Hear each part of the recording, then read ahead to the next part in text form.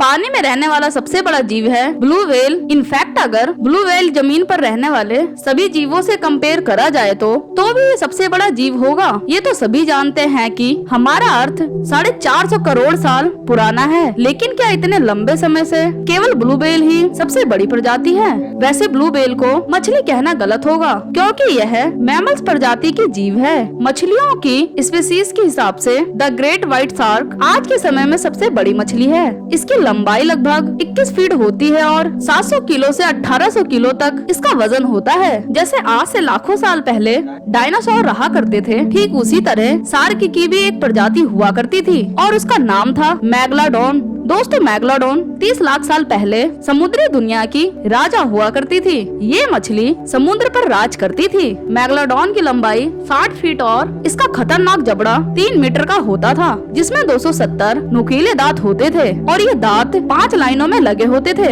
ये भयानक दांत 3 से 7 इंच तक बड़े होते थे। आपको जानकर हैरानी होगी कि अगर किसी दुर्घटना में इसका दांत टूट जाता था तो नया दांत निकलने में केवल 2 से 3 दिन का समय लगता था। मैगलाडोन जब शिकार को मुंह से दबोचती थी तब उसका प्रेशर इतना ज्यादा होता था कि वह कछुए के शैल यानी कवच को भी तोड़ देती थी। इसी कारण मैगलाडोन के दांत टूटते रहते और निकलते रहते, और जब ये जिंदा रहती तब तक ये चक्र चलता रहता। दोस्तों, इसका वजन 60 टन होता था। मैगलाडोन इतनी बड़ी शार्क थी कि इन्हें रोजाना भारी मात्रा में खाने की जरूरत पड़ती थी। वैज्ञानिकों की माने तो इन्हें हर रोज 1 टन खाना चाहिए होता था, जो मैगलाडोन समुद्र की व्हेल, सी काऊ, सी लायन जैसे जीवों को खाकर अपना पेट भरती थी। मैगलाडोन के बच्चों का जन्म 2 से 3 टन के वजन के साथ और लंबाई 10 फीट के साथ होता था और ये जन्म के साथ दांत लेकर पैदा होते थे। इनका जन्म समुद्र के उन हिस्सों में होता था जहाँ पर पानी की मात्रा काफी ज्यादा होती थी, क्योंकि जिंदा रहने के लिए मैगलाडोन प्रजाति को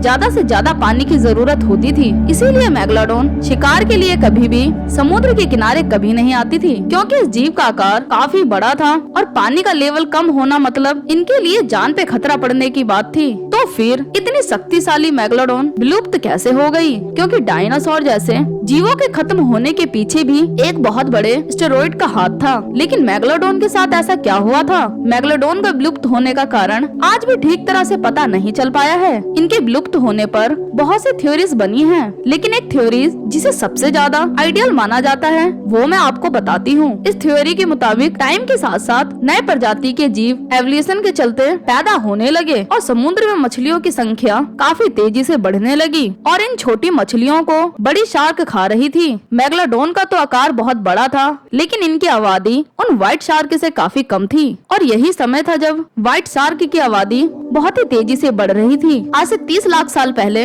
समुद्र के ज्यादातर हिस्से का टेम्परेचर ठंडा ही रहता था। वहीं मैगलाडोन के जिंदा रहने के लिए वार्म वेदर कंडीशन ही आइडियल थी। इसीलिए जैसे जैसे ठंडी बढ़ती गई, ये मैगलाडोन गर्म इलाकों में चली गयी। लेकिन इनका भोजन यानी कि वो मछलियाँ जो मैगलाडोन का खाना थी वो तो ठंडे इलाके में ही रह गयी और गर्म इलाके में उस समय मछलियाँ काफी कम थी, जिस रीजन से मैगलाडोन के लिए खाना कम पड़ने लगा। जिसके बाद अपना पेट भरने के लिए बड़ी बड़ी मैगलाडोन्स ने अपने ही छोटे बच्चे को खाना शुरू कर दिया। तो इसी तरह से मैगलाडोन की प्रजाति पूरी तरह से खत्म हो गई। पर क्या सच में मैगलाडोन विलुप्त हो चुकी है? साल 1875 में एक समुद्री यात्रा के दौरान मैगलाडोन के 2 दांत पाए गए थे, जिनकी कार्बो डेटिंग से ये पता चला कि ये दांत 10,000 साल पुराने हैं। लेकिन मैगलाडोन तो लाखों साल पहले विलुप्त हो चुकी है। इसके अलावा दोस्तों, साल 2009 में हिस्ट्री चैनल की एक डॉक्यूमेंट्री में गल्फ ऑफ कैलिफोर्निया में एक शार्क मछली को ढूंढने का मिशन दिखाया गया था।